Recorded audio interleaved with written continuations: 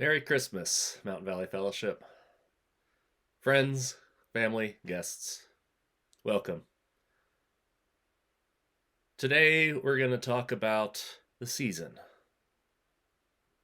What does Christmas, the birth of the Christ child, our winter solstice, and our pandemic that we are living through all have in common? This will be in conversation with Reverend Dr. Leroy Barber. Some of you have seen some of this footage before, but it was just too good for this message to not use again. The days have grown dark. Darkness seems to be stamping out the light. It's cold. For many, there is despair.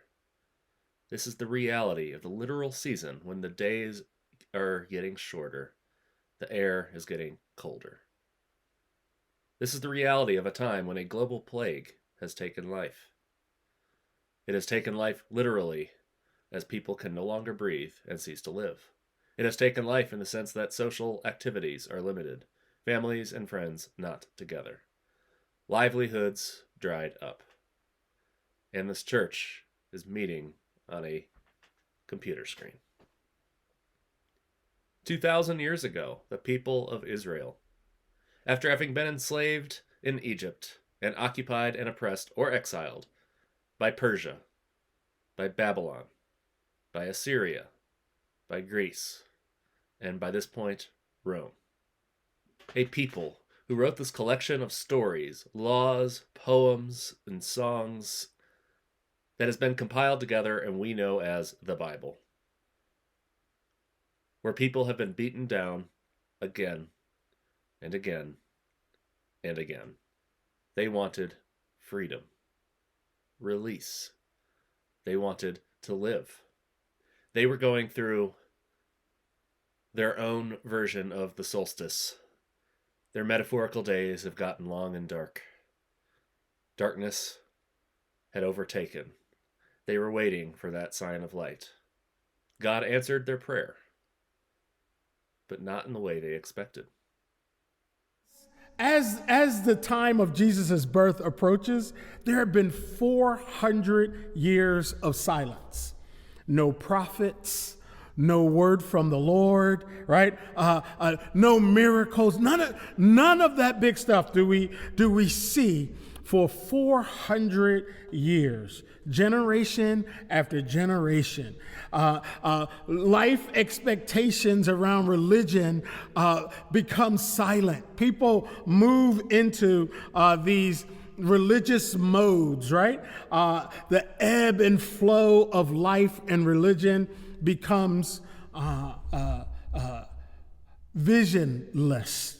The questions emerge: is there a word from the Lord? Is there a balm in Gilead? Why do the righteous suffer? Why are we suffering so much over and over, generation after generation, with no word from the Lord? Can these bones live, right? How long, Lord, how long? The rulers and the scribes and the Pharisees begin to put more and more burdens on folks as this period of silence goes on. Rome, the empire, is bearing down on folks, creating more and more burdens for everyday people. Rome is active and moving, and empire is growing, and folks are waiting for a voice from the Lord. We in America have often been impressed by power and might. The president has his or her own anthem. Hail to the chief. There's pageantry. Fighter jets fly over the stadiums as we sing our country's national anthem. We remember back to a time in our national story when our American ancestors felt oppressed by England, fought, and won. We love the July 4th spectacle of fireworks, explosions, symbolizing the defeat and being free from this English oppression. The ancient Israelites were no different, except they were still longing for their freedom. much in the same way that our black and indigenous neighbors are today, still longing for their freedom. Israel was expecting God to send in their Navy SEALs, their Rangers and Marines. They were expecting this pageantry, this Messiah as SEAL Team 6 in the form of one king, leading their army to defeat Rome and to keep Israel at peace forever. God's people, free at last, free at last. God answered. God answered by birthing royalty in the most powerful family in the most powerful part of Israel into a revered queen's womb. Well, that's what they would have expected. They would have expected that, unless even more so, that the heavens literally opened and the army of angels descended. But that's not how God answered. No. God answered in the most God way. Then, my friends, there's a stir. An angel appears to a virgin and tells her she will have a son. The angel said to her, "Do not be afraid, Mary. God has shown you his grace. Listen, you will become pregnant and give birth to a son, and you will name him Jesus. He will be great, and he will be called the Son of the Most High." A baby. Frail. Weak. Dependent on his parents. His parents. Poor, insignificant people from a no-name town in a region of insignificance. And his mom, unmarried and pregnant. In this honor-shame culture, this was shame upon shame upon shame. It even gets scandalous, right? It looks like a scandal because human beings are involved. A virgin getting pregnant, right? She's betrothed to Joseph, right? And as human beings do when we don't understand the divine, when we can't quite wrap our heads around it, we doubt. And we make up stories. Or we lean to our own logic and understanding. When this story was told that this would happen, even though the story was told, there was still human scandal involved.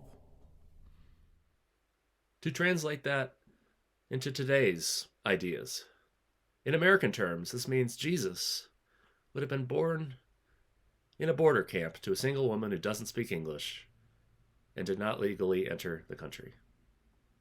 In religious Christian terms, Jesus was born to a gay couple, unwed, living together, that loves God but didn't fit into a church. It's scandalous. God's answer to not just Israel's needs, but the whole world's needs is scandalous. Because God knows what we really need. God's dream of a world, the world that God intended and created, is actually a complete upside down version of ours. 400 years of nothing, and then this crazy story, right? The story sounds crazy, but the story restores hope.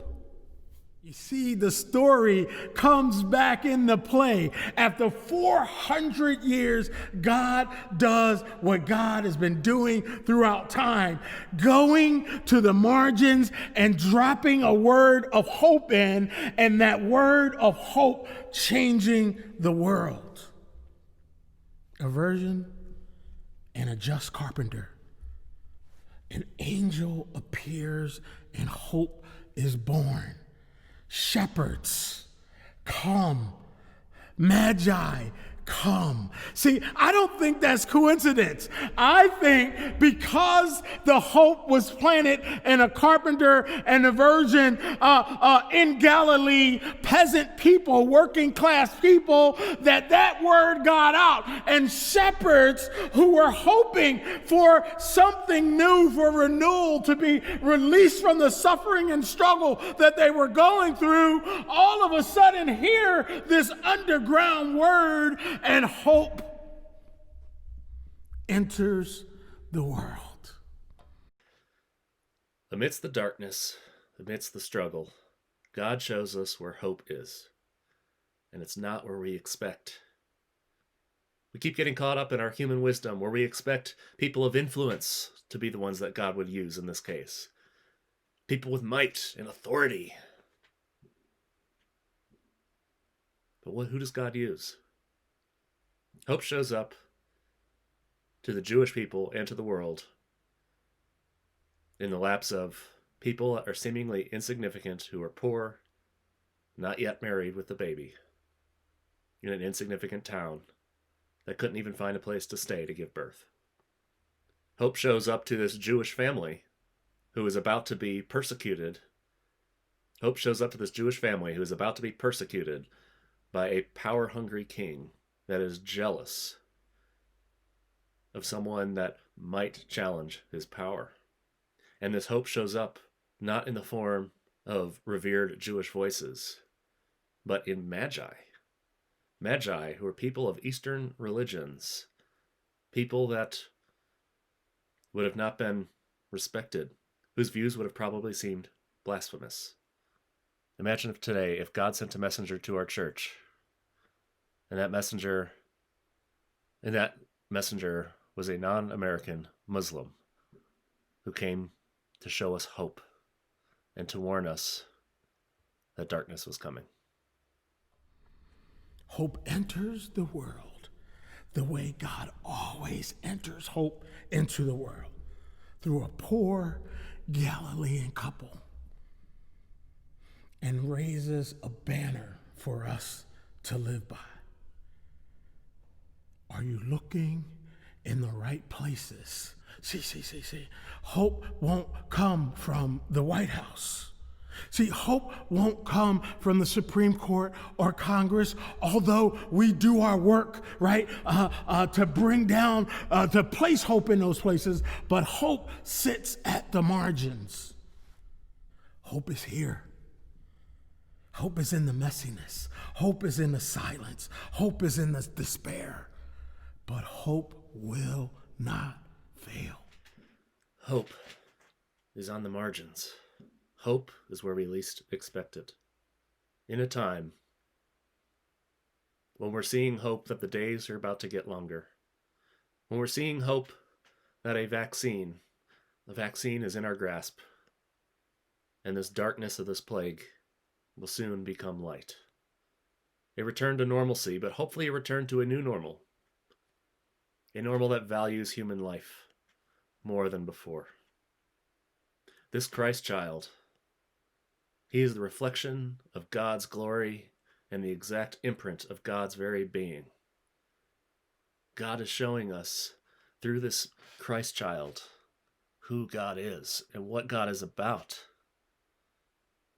That God is about the insignificant people in the insignificant places.